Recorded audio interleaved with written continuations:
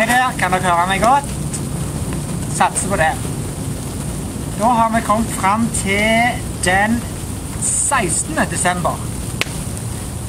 Og vi husker fra i går at musen hadde funnet en høne, og så skulle de vise henne veien ned til bondegården.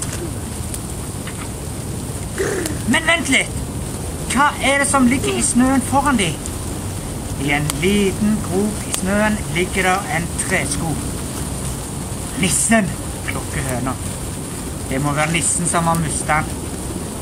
Høna forteller om nissen som bor på låven og passer på dyra i fjøset, og at han er den eneste på gården som bruker tresko.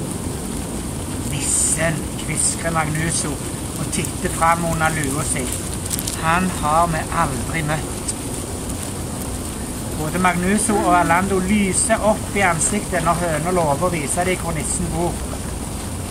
Og vel fremme på gården har hun de med seg inn ei dør og opp ei trapp til låven. Her oppe i høyet pleier han ligge og sove. Han har langt hvitt skjegg og en strikka kofte som er blå og rød, og så går han alltid i tresko. Våre to venner er helt oppslukte. Med store øyne speider de rundt for å se om de får øye på han. Ser du noe, Magnuso? Nei. Gjør du? Nei.